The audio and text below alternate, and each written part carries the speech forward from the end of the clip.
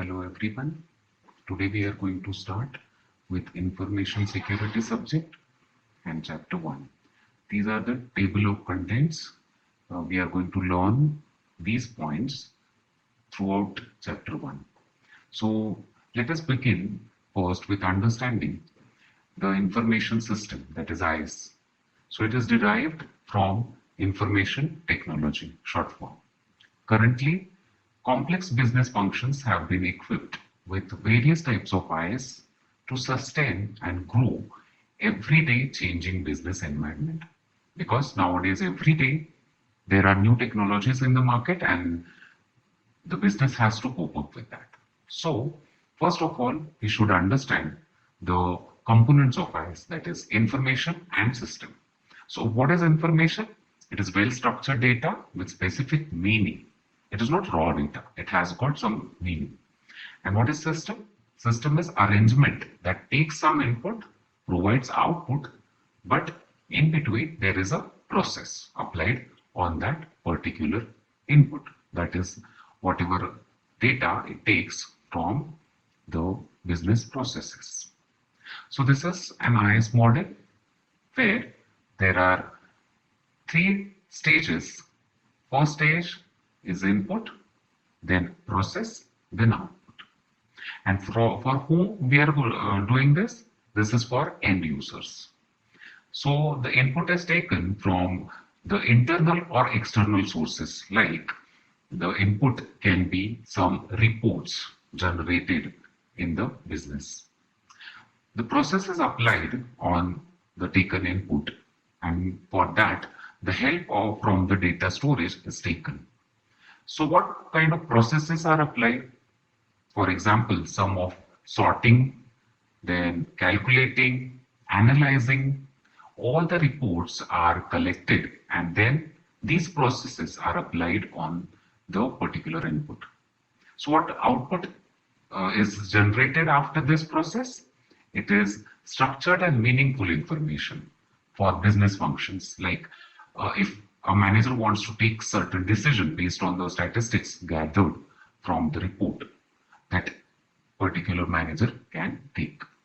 So after the output, the meaningful data is represented to the end user, like in charts or some files like this. So an simple example for the entire IS model can be generating the sales trends based on particular month sales report taken from individual. So at the end of this process, some statistics will be formed. Now exploring the contents components of IS, system resources and system activities. Now resources from where you get the information, like there are people like IS specialist or end user also, they are resource. Then hardware, machine and media, software, program, procedure, database, knowledge base, data, network, and information. So these are the system resources which provide the information. Then what activities are applied on the resources or whatever information is taken? It is input, like stocks or some vendor information, transaction in a month. Storage required is stock details or vendor details, transaction details are taken. What processes are applied? The data is classified, analyzed, some calculations are done, and comparisons are done. So what output we get? So we get supply chain cost in a month, vendor selection, delivery time, procurement time. And then comes the control and maintenance system. So these are the components of IS. Then we are going to learn about types of IS. So there are three types. It is divided in operation support system, knowledge based system, management support system. So again, under operation system, transaction processing system, process control system, enterprise collaboration system is there. Under knowledge based system, expert system, knowledge management system is there. Under management support system, management information system, decision system, executive information system is there. So if you look at this particular chart, you will understand that the operation support system has got everything that is related to some operations which are conducted in any kind of business. In knowledge-based system, you can see the tools or the processes given for some of the business processes, like expert system can give some advice, or expert system can give some conclusion based on the information.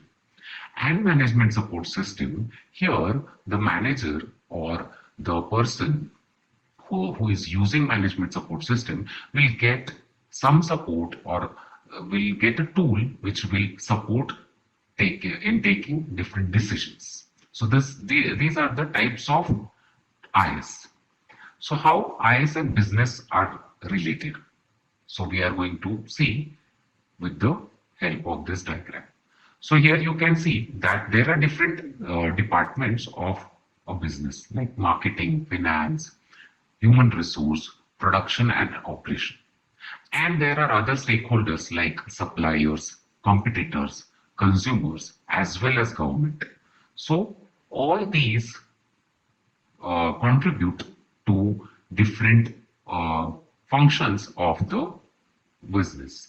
So, what is the objective of the business? How the structure is maintained? What are the policies and procedures applied? Or what are the policies set by the particular organization is taken into consideration.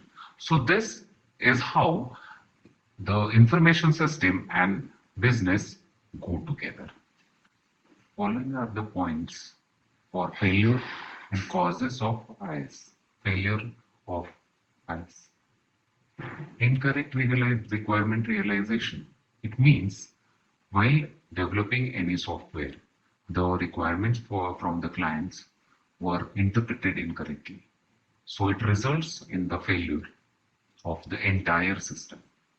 Second is insufficient system development practice. So there is a particular life cycle one should follow while developing any system. If that is not followed, if any step is missed or it is not carried out correctly, then the failure of the system is there. After that, if there is some untrained employee or there is some person who has not got the usage of the system correctly, it causes the failure of information system. Next is system damage. Here, the physical damage of the system causes the failure of IS. Then, if we consider other causes like network failure, it also results in the failure of IS. Now we are going to see the goals of information security.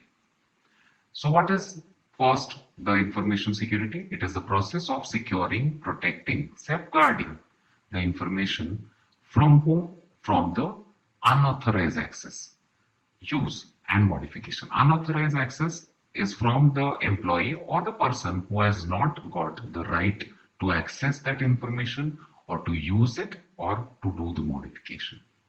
So there are three important goals: integrity, availability, and confidentiality. So integrity is the correctness. The information should be correct, intact. Then it should be always available. So availability becomes crucial goal. Then the confidentiality. Once the information is given to a particular person, it should be kept confidential. So further we are going to learn about it in detail, like there are certain levels of security or confidentiality provided through the access control list. So it is decided which person can access which kind of information. So these are the important goals of information security. Classification of threats and attacks. So what are threats? These are accidental threat or the intentional threat. And what are attacks? These attacks can be passive attack and active attack. So in passive attack, There are examples like brute force attack, algebraic attack, and code book attack. So what are the security implications for an organization? So security can be defined as a process of ensuring the integrity, availability, confidentiality. So these are what? These are goals of the security. Of what? Of computer data as well as resources. And against whom we are safeguarding it? Against the threats, viruses, bugs, and vulnerabilities. So we are going to see all these parts in detail in further slides. The main component of computer where the attacker attacks are software, hardware, as well as data. So therefore, the focus should be on these three. Security is divided in two categories. So it is computer security and network security. So computer security is security of a particular machine, and network security is securing the entire network. Means there are a number of computers connected to each other and they communicate through the network. So there is an system called as intrusion detection, that is ID. That system is implemented by the organization to protect their crucial and confidential data from unauthorized access. So with this diagram, we'll try to understand the intrusion detection system. So first of all, prevention. Some measures are taken for such unauthorized access or virus or some attack. So after that, the entire system is always monitored to see if there are certain attacks or some viruses are introduced or not. If some virus or some kind of attack is done, then it is taken into notification by the intrusion detection. And the intrusion detection system provides the response. And after that, the action is taken. So this is IDS, intrusion detection system. This is the diagrammatic presentation of what actually the IDS does. So you can see there are IDS tasks like monitoring and notification. So the protected system is continuously monitored. If certain anomaly or some virus, some unauthorized access is detected, then it is notified to the additional systems. And that system will in turn give response to the protected system. In this way, the IDS works. So this is monitoring, notification, and response. So what are the important terms used in information security? That is access control, authentication of host, and vulnerability management. We are going to see one by one. So what is access control? It is the protection of IS and network resources against unauthorized access. So some general methods of authentication, as you people are also aware of, unique keys, usernames, and passwords. They help to identify and authenticate the user. What is authentication of host? So access control means to provide right to only those people who are authorized to access particular information, or it is also used for resources of the information. Vulnerability management. Vulnerability refers to the weakness in the computer that decides whether to remove or tolerate the risk. Vulnerability management is the process of managing the vulnerabilities of computer and maintaining an appropriate security state in the organization. So what is access control list? So these are the methods which are used for access control. So first is mandatory access control, that is MAC. So it is used to give security to highly sensitive information and which is mainly used in the government department, like some policies or some military data. Then comes the discretionary access control, that is DAC. It uses the username and password to verify the user. So how the authentication is done with this? It includes three things which are related to the user. That is, something user knows, something user has, and something user is. So nowadays, you people are using all these things, like it includes the password or PIN that is known to the user. Now, user must be having some kind of identity, like some ID card or license or key. And something user is means the physical characteristics which are unique for the user. So these are the strong points, like fingerprint is unique, face recognition is used, or voice recognition is used. Then comes the authorization. So it refers to the method of specifying the access rights. Like if particular group of user is having access to particular set of information. So it is called as giving an access right to the group of users. How the authentication of host is done? It is single sign-on, that is SSO. A user provides user ID and password to the network at the beginning of authentication process while logging in to the network. So how the SSO can be implemented? Using scripts for multiple logins, using authentication servers that verify the user's identity and encrypt it into the ticket to gain the access over the resources. Using an enterprise access management system to provide the access. So we'll see now what is vulnerability. So vulnerability refers to weakness. Already we have seen. So vulnerability reduces the security of computer. So that's why it is called as the weakness in computer design or procedure or implementation. So vulnerability management process of is the vulnerability managing of a computer and maintaining an appropriate security state in the organization. So it also helps in deciding whether to remove or to tolerate the risk.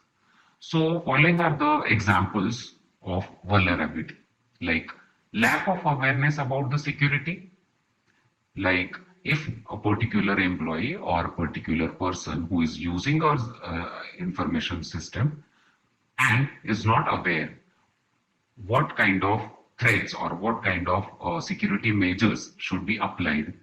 Simple example you can take that if always it is advised to keep the strong password. If the person is using his birth date or some very simple to guess data for password, then it becomes vulnerable. Then lack of technology for identification and authentication. If there is no system implemented for monitoring the system to identify and authenticate the user, then it is vulnerable. Transfer of information such as password or PIN in the readable format, like transferring of the PIN number of your debit card to someone while texting. So that is also vulnerable. If there is no security policy in the organization, insecure public network, audit trails are not proper, improper allocation of access right, improper allocation of access control policy, and lack of documentation. So these are the few examples of vulnerability of information. Various types of vulnerabilities are software vulnerabilities, hardware vulnerabilities, data vulnerabilities, and human vulnerabilities. So what happens in software vulnerability? Simply the software is stolen.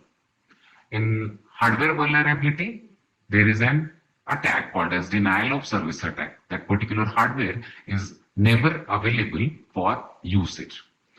Data vulnerability is simply loss of data, and human vulnerability is security violation.